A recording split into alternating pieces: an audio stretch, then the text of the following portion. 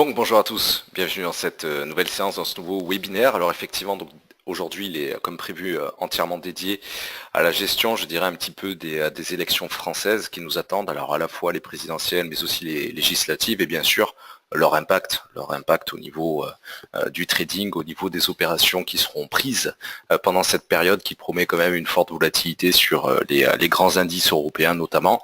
Alors on va surtout se reposer sur deux exemples récents qui permettent, je dirais, un petit peu de justifier les quelques règles à respecter qui ont été, qui seront présentées plutôt dans quelques secondes. Les deux exemples étant évidemment ceux de 2016, à savoir le Brexit et l'élection américaine, l'élection de Donald Trump, puisqu'effectivement dans les deux cas, ça avait déjoué tous les pronostics, toutes les enquêtes d'opinion, la plupart des enquêtes d'opinion en tout cas, et on peut clairement, je dirais, reprendre un petit peu les règles de money management qui avaient été appliquées à l'époque, et notamment le fait d'éviter autant que possible les explosions, dans la mesure du possible, je dirais, les explosions de volatilité que l'on va connaître dans les prochaines semaines face à ce dossier qui commence à gagner, vous le savez, de plus en plus en ampleur.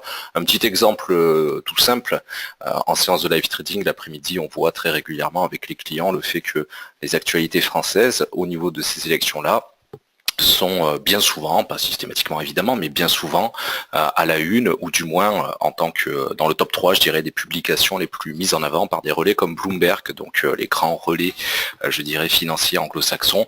Donc c'est véritablement une élection qui est observée, deux élections qui sont observées par la planète entière, et ce sera d'autant plus vrai à mesure que l'on se rapproche des deux grandes dates qui nous attendent pour avril et mai. Alors, on va commencer bien sûr avec le rappel légal habituel.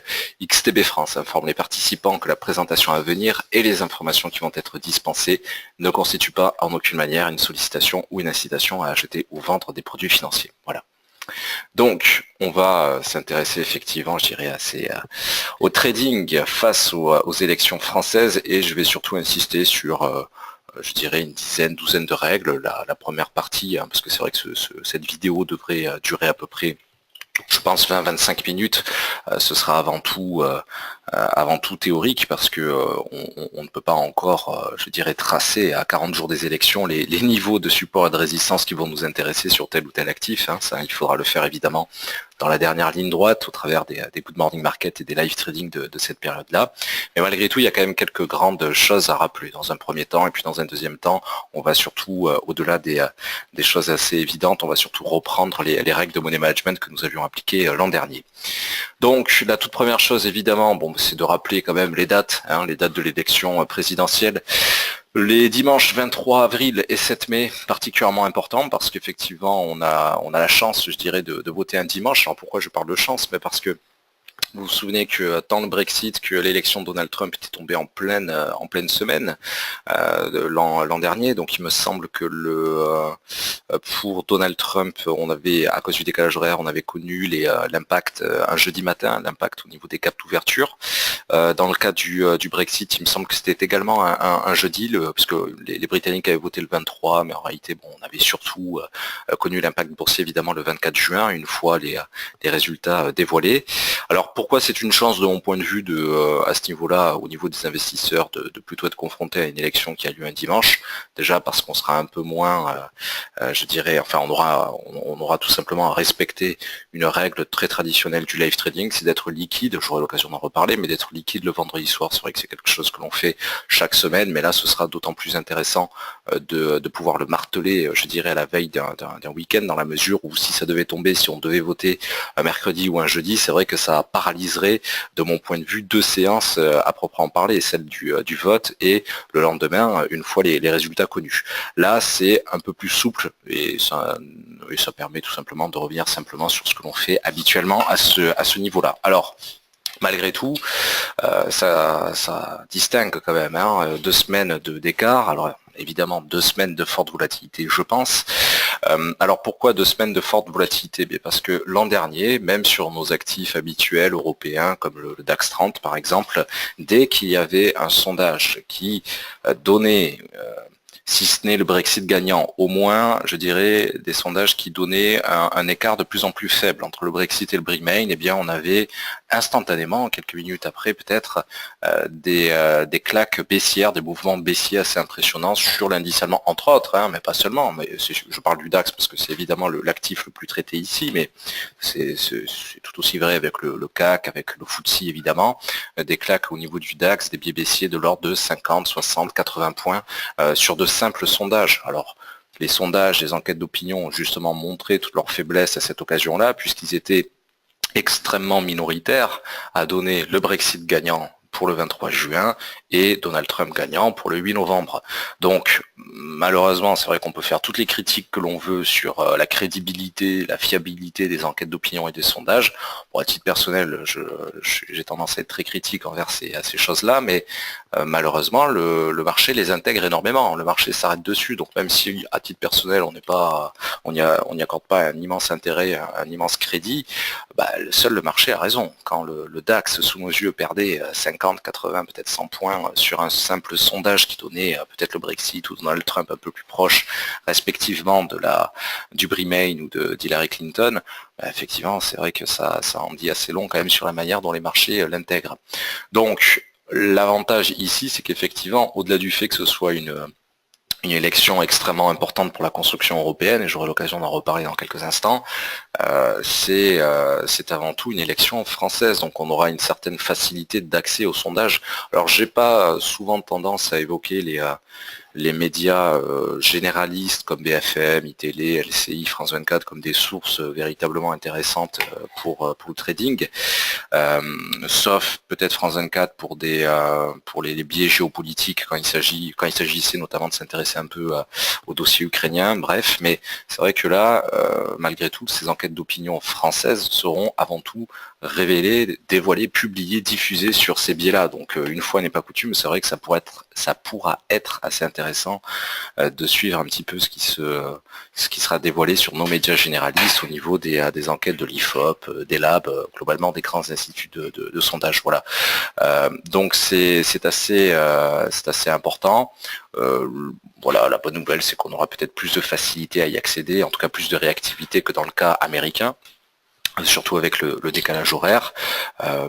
Et puis on peut également évoquer de toute manière tous les sites d'information de la presse, le site du Monde, le site du Figaro, de Libération, etc., etc. Voilà. Donc là aussi c'est vrai que ça fait, je dirais, dans ce contexte très chargé, de très forte volatilité, deux petits avantages. Le fait qu'on vote un dimanche, le fait que ces enquêtes d'opinion soient surtout et rapidement dévoilées en France, c'est plutôt bon pour nous. Alors une élection française ou européenne, bah, c'est tout l'intérêt. C'est vrai qu'on a tendance, nous autres Français, à se dire que c'est simplement l'élection présidentielle française. C'est pas tout à fait vrai parce qu'en réalité, ça a un impact extrêmement important au niveau de la construction européenne parce que justement, alors à 40 jours, on verra bien, mais à 40 jours de l'élection, les grandes dynamiques qui sont présentées, c'est, vous le savez, le fait que Marine Le Pen se retrouve soit face à Macron, soit face à Fillon, alors toujours en se reposant sur les enquêtes d'opinion, et donc bon, c'est un propos qui peut être très contestable, mais bon, malgré tout cette dynamique-là, c'est vrai que pour le moment, si on devait notamment le dimanche 23 avril avoir, enfin si on devait nous présenter un écart beaucoup plus important que prévu, si par exemple Marine Le Pen devait non pas avoir 20-25% des voix comme c'est attendu aujourd'hui, mais bien plus, effectivement ce serait un signal particulièrement baissier pour l'euro, la devise évidemment, et puis pour les indices européens. À l'inverse, si on a, je dirais, plutôt un candidat entre guillemets pro-européen comme Macron, Fillon, qui l'emporte, enfin qui serait largement devant, largement au-dessus de ce que ne laissaient présager, je dirais, les enquêtes d'opinion, on aurait, de mon point de vue, plutôt un certain sentiment les opérateurs seraient globalement rassurés et donc on aurait plutôt un biais haussier sur les indices européens et en premier lieu desquels évidemment le CAC et sur l'euro. Alors c'est pour ça que il faut le voir un peu à l'échelon européen parce que plusieurs gros candidats comme Mélenchon, comme Le Pen, plaident quand même pour un Frexit, c'est-à-dire une sortie de la France de l'Union européenne. Alors d'abord en passant par une renégociation des traités, et si Enfin, c'est même plus compliqué que ça, parce qu'en réalité, Mélenchon veut renégocier les traités. Si il n'y arrive pas, effectivement, il y aurait cette sortie. Et Le Pen veut, à l'issue de sa possible élection, veut proposer un référendum aux Français. Bon, dans ces deux cas-là, effectivement, les opérateurs boursiers seraient extrêmement inquiets de vivre à nouveau une situation comme pour les Britanniques, 23-24 juin, à savoir celle du Brexit. D'ailleurs, pour la petite parenthèse, vous savez que c'est la semaine prochaine, c'est mercredi prochain, dans une semaine pile, le 29, que Theresa May aura l'occasion donc d'invoquer l'article 50 du traité de Lisbonne permettant d'acter le divorce européen. Voilà, donc alors ce propos-là est d'autant plus renforcé dans un premier temps, je dirais, à mesure que des sondages pourraient, comme dans le cas britannique, comme dans le cas américain, montrer une percée encore un peu plus importante de certains candidats eurosceptiques. Et à l'inverse, c'est vrai qu'on aurait plutôt un ouf de soulagement sur les sondages, je dirais, qui présenteraient une meilleure dynamique, qui présenteraient une percée, je dirais, des candidats plus pro-européens et en premier lieu desquels Macron, qui d'ailleurs se dit, lorsqu'il a rencontré Merkel la semaine dernière, il a notamment évoqué le fait qu'il était le seul candidat véritablement européen de cette élection. Bon, c'est assez binaire finalement, c'est assez manichéen même, mais finalement ça l'est tout autant que lors du Brexit ou lors de l'élection de Donald Trump. S'il faut vraiment le voir à l'échelon européen, c'est vrai que dans les deux cas, on est quand même sur des candidats qui à la fois se disent globalement pro ou anti-européens et desquels également on voit au niveau des programmes un certain libéralisme là aussi. Donc ce qui rassure les opérateurs boursiers, je dirais quand même, ça semble un peu évident, mais effectivement là aussi d'un point de vue des réformes structurelles, d'un point de vue de la proximité avec Bruxelles, d'un point de vue du libéralisme économique, dans les grands candidats, notamment ceux qui étaient présents sur le plateau lundi dernier, de TF1, on voit bien quand même qu'on a plutôt deux blocs à ce niveau-là, extrêmement libéraux, Macron, Fillon, qui ont plutôt, là aussi, en plus de la casquette pro-européenne, ont plutôt tendance à rassurer les opérateurs, et de l'autre, Hamon, Le Pen et Mélenchon, qui ne sont clairement pas les candidats les plus libéraux d'un point de vue économique. Bon, donc là aussi, c'est assez manichéen et assez binaire, mais encore une fois, ça nous renvoie exactement à ce que l'on a pu vivre, au niveau du Brexit ou de Trump. En réalité, chaque dimanche sera important parce que je pense que les gaps d'ouverture seront déjà extrêmement violents dès le lundi 24 avril et pas seulement dès le lundi 8 mai, dans la mesure où au-delà des chiffres d'abstention, on verra bien quel sera le véritable duel qu'on nous proposera et dans quelle mesure le premier tour montre une proximité dans les scores ou au contraire je dirais un écart monstrueux. S'il y a un écart monstrueux en faveur d'un pro-européen et libéral, on peut s'attendre légitimement plutôt à des gaps et à des séances fortement haussières du 23 avril au 7 mai, ou plutôt au 5 mai au soir. Et inversement, si on a effectivement un candidat, je dirais anti-européen, ou une candidate anti-européenne qui est très largement devant son challenger lors de la publication des résultats à 20h le 23 avril, effectivement, ce serait plutôt des gaps violemment baissiers sur les indices européens, un biais baissier sur l'euro, et puis bien sûr donc des séances à suivre qui seraient plus que jamais focalisées sur les quelques sondages de l'entre-deux tours. Voilà. Alors, il y a dans une moindre mesure quand même, il faut le rappeler aussi, les législatives. Les législatives, là, il n'y a qu'une semaine d'écart entre les deux tours, les dimanches 11 et 18 juin. Bon, le propos sera évidemment globalement le même que celui pour les présidentielles, dans une ampleur peut-être un peu moins forte, surtout si c'est un grand candidat qui venait à emporter les élections, puisqu'on pourrait s'attendre quand même à ce qu'il emporte une certaine majorité au niveau de l'Assemblée nationale. Si on est confronté à une cohabitation, c'est-à-dire à un président par exemple de droite et à une assemblée plutôt de gauche ou l'inverse, en tout cas si les législatives, si la majorité au niveau de l'Assemblée n'est pas emportée par le camp du vainqueur finalement des élections présidentielles, on aurait quand même un biais assez déstabilisant sur les marchés au lendemain, donc à la fois lors du lundi 12 juin et du lundi 19 juin. La cohabitation, si elle se fait vraiment entre deux partis radicalement différents, bon, pourquoi pas, ça aurait quand même tendance là aussi à provoquer un risque politique à nouveau au niveau européen, et donc pourquoi pas je dirais de violents biais baissiers. Le plus probable, on verra bien, mais quand même le plus probable, c'est que l'Assemblée soit globalement emportée, que la majorité des parlementaires, quitte à faire une petite coalition ou des ralliements avec des députés de camps relativement proches. Et là, bon, c'est la boîte de Pandore, hein. Vous avez vu à quelle vitesse cette élection complètement folle se déroule.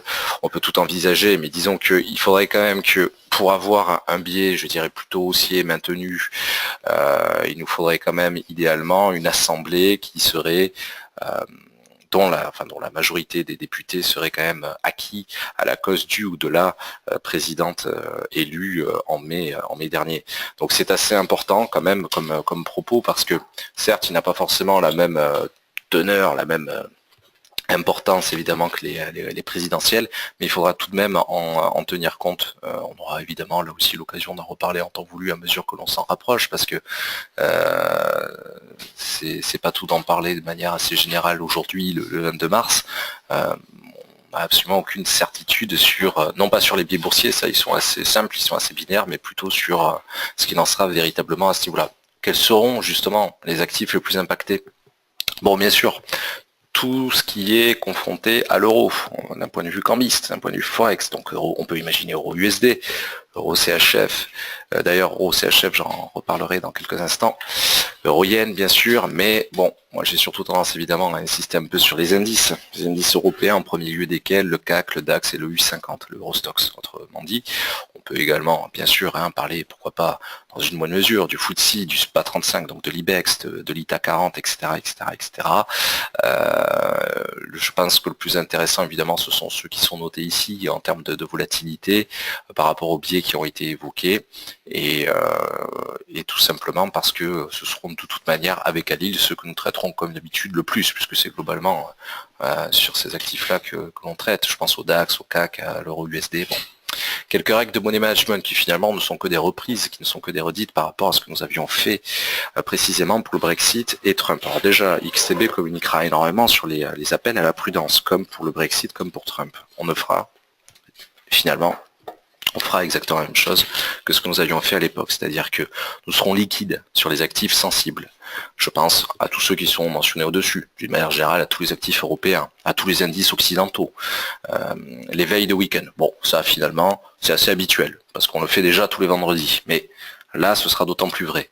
De mon point de vue. On vous invitera personne n'est obligé évidemment, mais enfin on vous invitera à être extrêmement prudent, notamment dans ce choix de rester en overnight sur des biais qui finalement sont complètement imprévisibles. On a vu encore une fois la faiblesse et l'incapacité des enquêtes d'opinion l'an dernier à prévoir de manière assez fiable l'issue des élections que l'on connaît.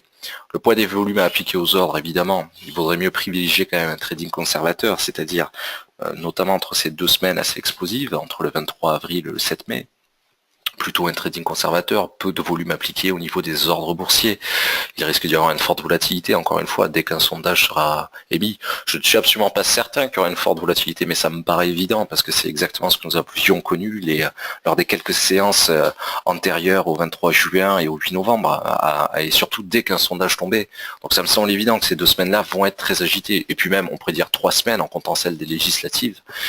Donc, ce sont des règles évidentes, mais on aura l'occasion énormément d'insister là-dessus en Good Morning Market, en analyse, d'envoyer au client un mail rappelant tout ça, parce que ça va être quand même extrêmement sensible. Ça revient de mon point de vue à jouer son argent à pile ou face si on devait rester en overnight le vendredi soir précédent tel tour des élections, dans un sens comme dans l'autre, c'est-à-dire si on devait se dire bon je vais être haussier, je vais être baissier, on l'avait totalement exclu et on avait évité de faire ça justement pour les précédentes échéances. Alors dans une moindre mesure, on l'avait aussi évité, tiens d'ailleurs pour des élections, je dirais un peu plus secondaires entre guillemets, récemment les législatives au niveau des Pays-Bas, parce que Wilders menaçait évidemment. L'an dernier, il y avait également le référendum constitutionnel italien.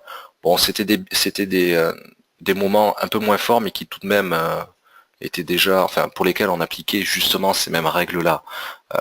Là, on est véritablement avec les élections allemandes d'octobre, enfin d'automne, pardon, on sera justement sur les deux plus gros biais normalement en politique de cette année. Pas forcément les deux plus gros biais boursiers, il y en aura bien d'autres, et surtout tous ceux qui sont imprévisibles, notamment si on nous reparle, je dirais, d'un certain ralentissement économique en Chine, mais ça c'est autre chose.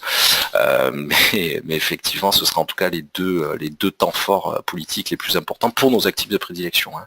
Ça, il faut être très très clair là-dessus. Et il faudra clairement pas s'amuser à faire n'importe quoi au niveau du money management.